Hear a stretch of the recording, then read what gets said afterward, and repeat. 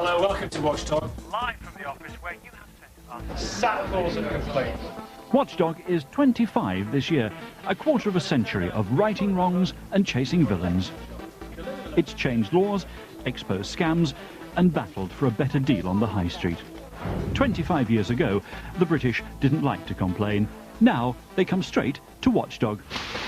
Tonight, the biggest stories. It's back, the Hot Point washing line of shame. The most memorable moments. Do not throw anything. You've got £1,000 of oil. And, for one night only, the return of Watchdog's best-known faces. I feel very proud of what we, and I have to say mainly Lynne, achieved on Watchdog. People are alive today that wouldn't otherwise be alive. People sitting at home felt, at last, we've got a voice. I mean, God, if you see somebody doing something wrong and ripping somebody off, it's really nice to watch them being pursued. I wanted to instill in Watchdog viewers a sense of passion that between us we could change the world, and we did.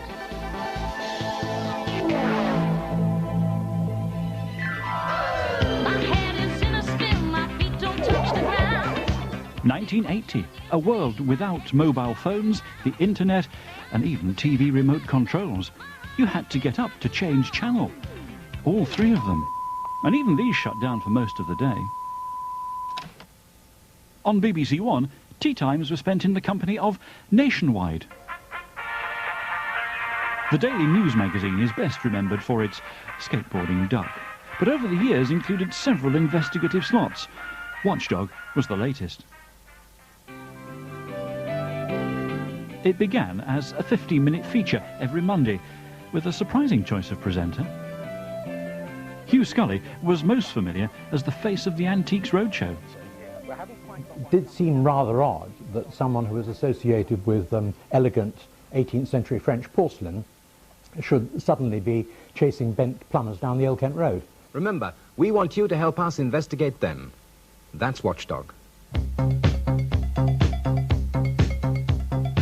Watchdog was at first a rather cuddly animal that nuzzled viewers, puzzled by the newfangled milk carton. I would like you, if you would, to open for me that carton of milk. And you mustn't spill a drop, and you must take the shortest possible time. But Watchdog began to develop a sharper bite, particularly after a visit to furniture store MFI provoked an extraordinary reception. They'd taken out an advertisement in a magazine offering a kitchen for £600. The £600 did not actually include what they showed.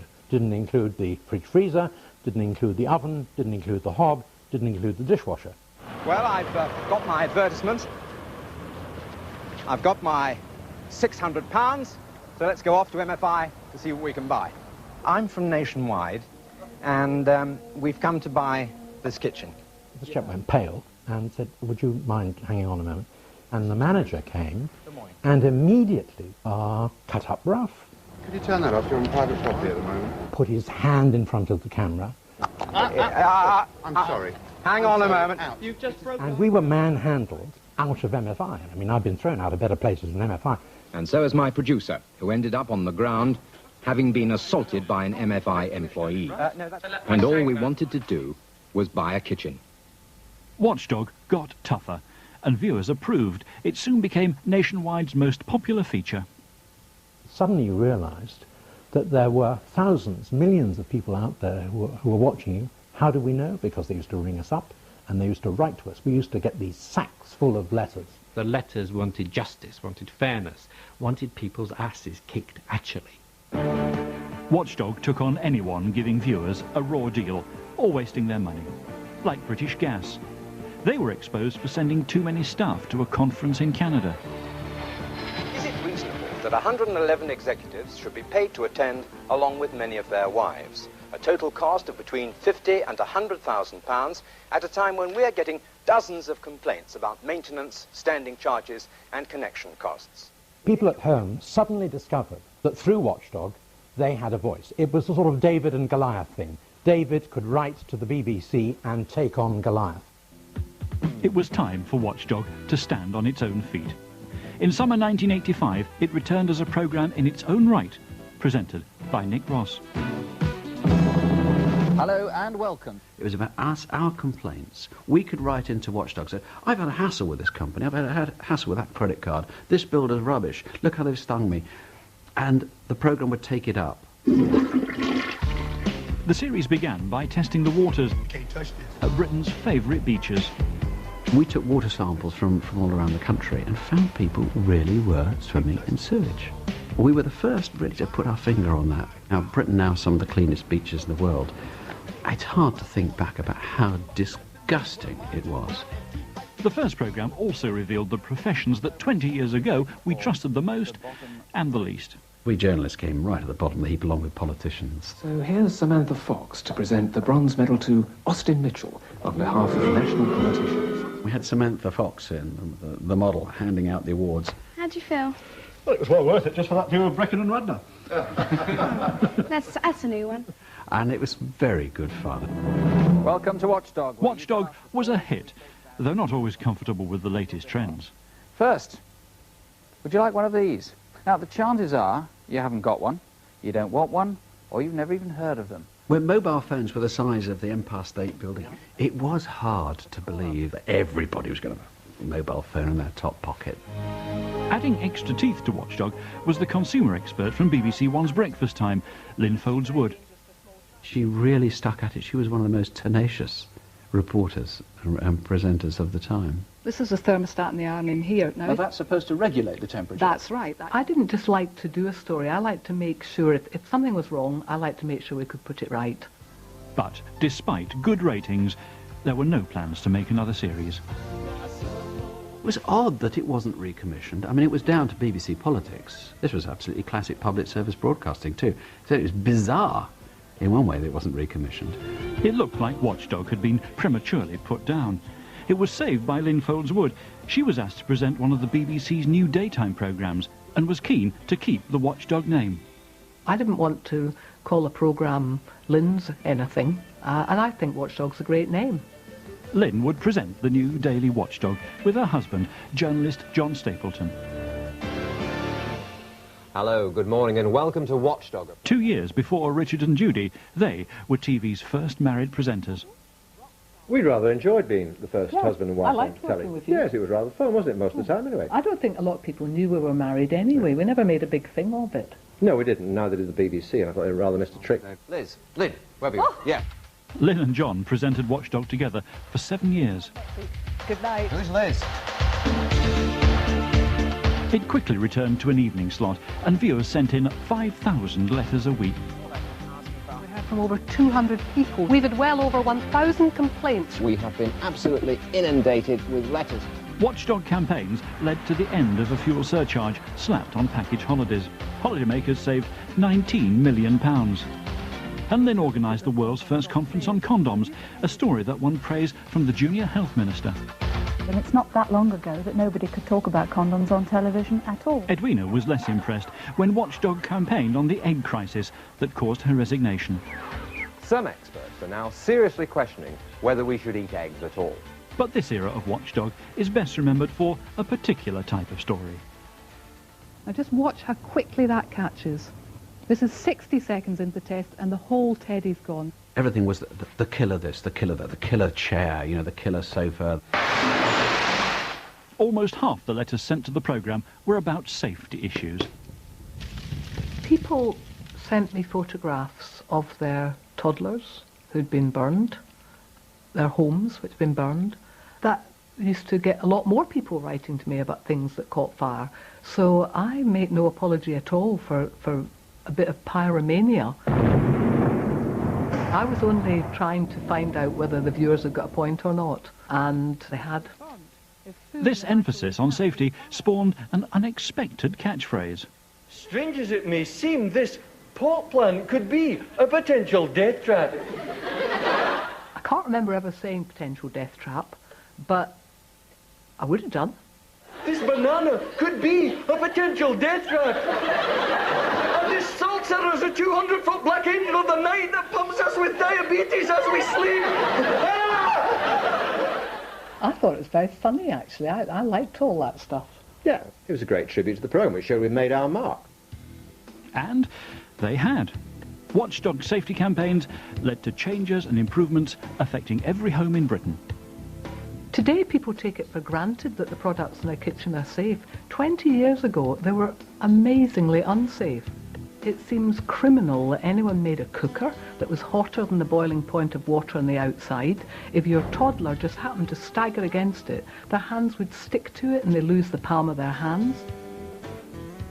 You could have a kettle. They were sold then with long trailing leads, about a yard or a metre long, and those used to hang over the worktop, and there were thousands of accidents every year. These campaigns led to safer appliances and products in every part of the home. Out of all of them, the thing I'm proudest of doing is getting moulded-on plugs on appliances. Wasn't it mad to sell an electrical appliance with bare wires in the end and expect everyone to then safely put a plug on it?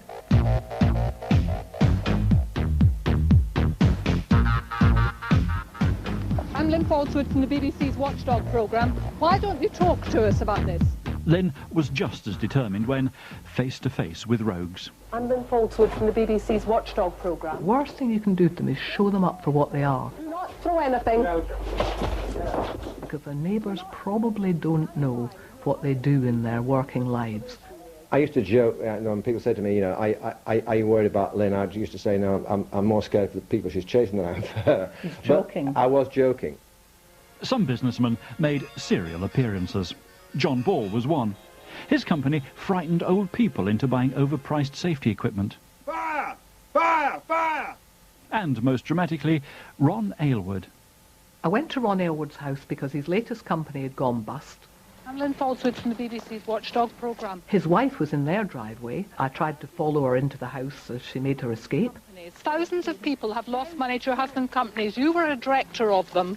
The latest company has just... Don't kick me. I didn't really think about my own safety, actually. I was just angry that yet again they got away with leaving a lot of people in the lurch. Have you got nothing to say to them?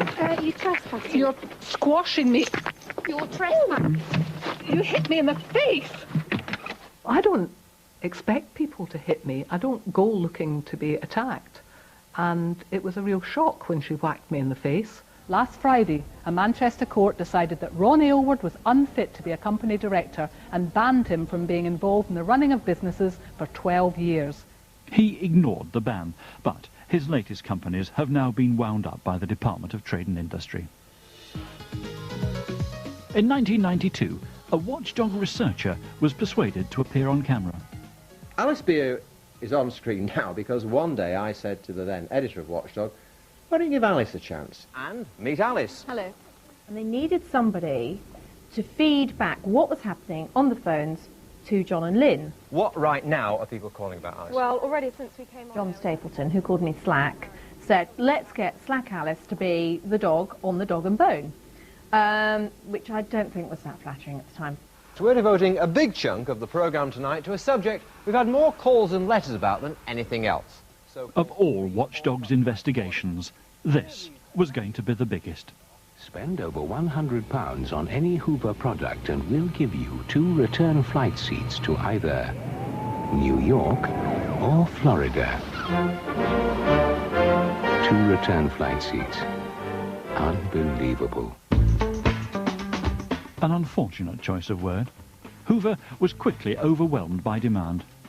It was blooming difficult, if not nigh on impossible, to get your free flights. So, what about this lot, Hoover? Another 70 Watchdog viewers who haven't had the flight they want. It got bigger and bigger and bigger. More than 200,000 people, relying on Hoover's worldwide reputation, bought appliances tempted by the offer of free flights.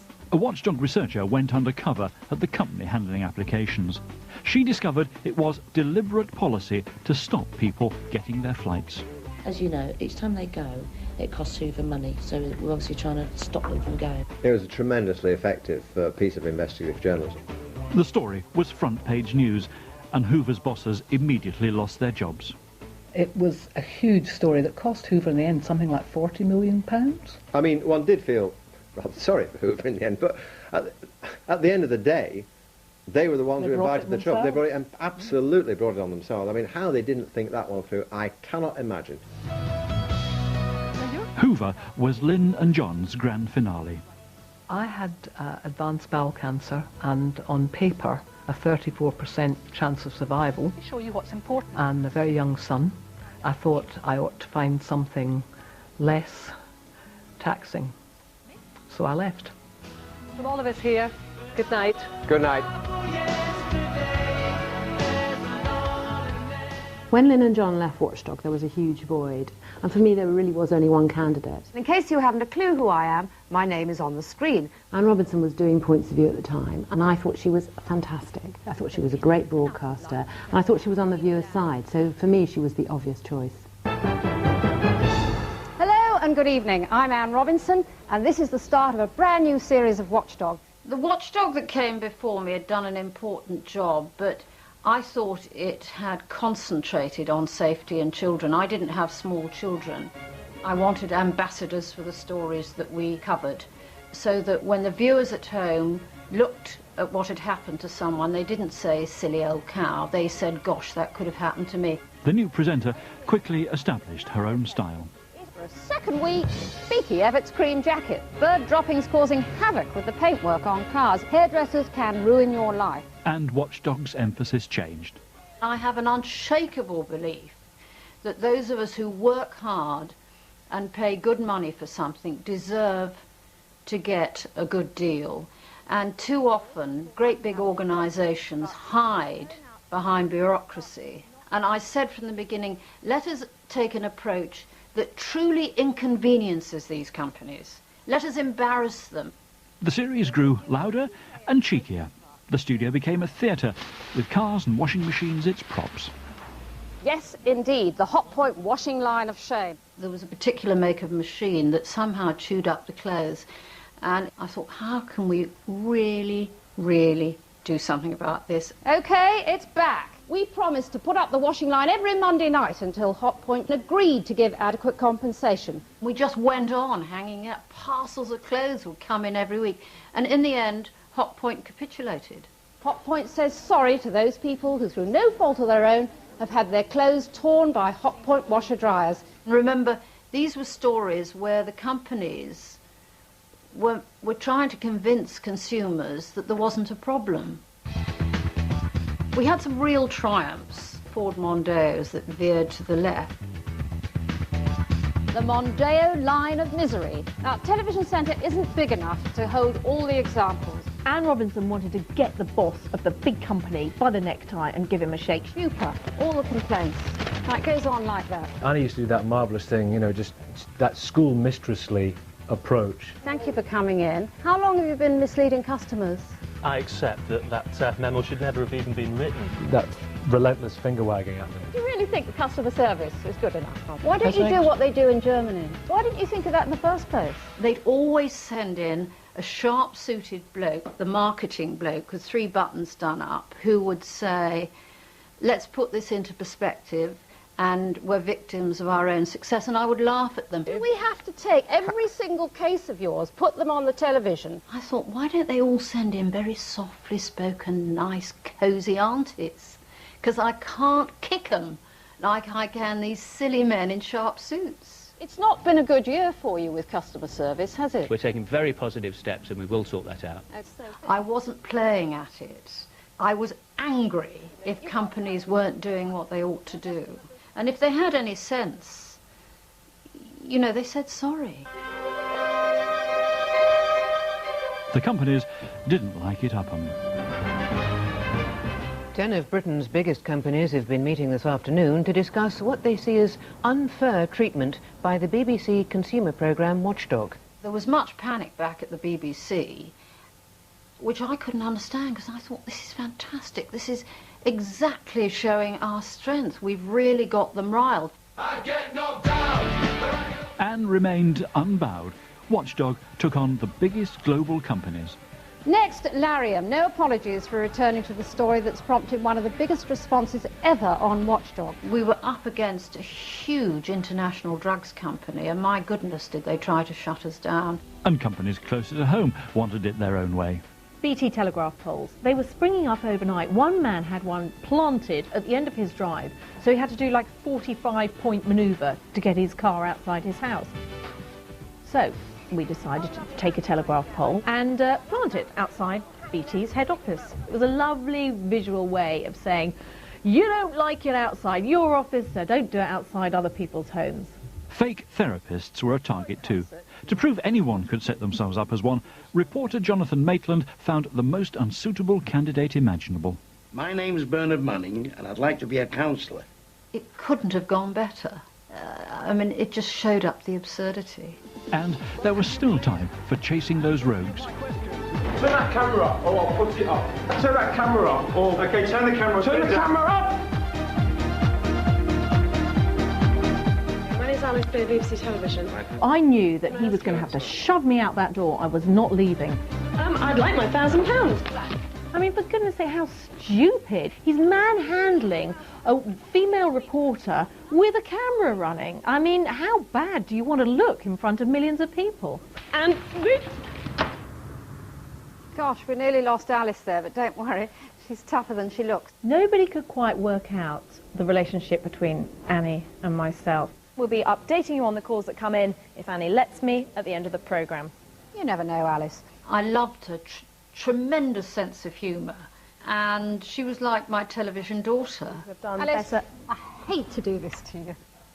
I did used to interrupt. I have to stop you there, Alice. Guess what, Alice? That's enough, Alice. It's even worse than usual this week. Alice, cut. Viewers wrote in to complain because she was so rude to me, cutting me off at the end of every programme. I was getting a count in my ear from the director. I would make sure that I was still talking beyond the 10 seconds so that Annie could come over and shut me up. Alice, you can continue as long as you like, but the rest of us are going to move on, sorry, and watch. So there was no animosity, and I really didn't need protecting from her. Much. Sometimes those who wrote in got more than they bargained for and ended up with a job. Matt Allwright came in with this story about his mother's tumble dryer, and he stayed because I thought he was very funny. Which is wonderful, apart from the fact they want my mum as well. A result! Well done, Mrs. A. Will you come back and help us with another story? I'd be delighted. Suddenly they hooked into this thing of my mum and 3 of her golfing friends coming onto the programme as well, which was hugely popular with everybody except me. Nat's in charge of the emails. Inevitably they would sit at the back of the studio like this coven. They'd look at me and they'd go, oh, no, I don't like his shirt this week. Then I got my own series, my own look, and mercifully I never had to take fashion advice from Anne Robinson ever again. Funny thing is though, Annie these days looking much younger. I am looking considerably older. Have a look. The Return of Rogue Traders, BBC One, September the 1st, 8 o'clock. It's a shameless plug, but then I learned everything I know from Anne Robinson. I went in for a lot of Armani suits when I was presenting Watchdog because it seemed important to have an air of authority. I'm pleased to say I live in jeans and a t-shirt these days. Whenever I go into Giorgio Armani or Alexander McQueen or Donna Karan and they show me a jacket with lapels, I say, no, that's a Watchdog outfit. I don't wear them anymore.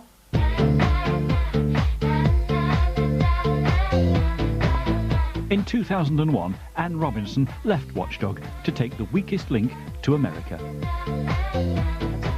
Looking back, I had to leave it mid-series. It's a very, very sad occasion when I say goodbye, and I did feel it was like a bereavement. And tonight, it's my last Watchdog. It had been such an important part of my life, and I look back, it's one of the most satisfying parts of my career at the BBC, because I think we just made a bit of a difference.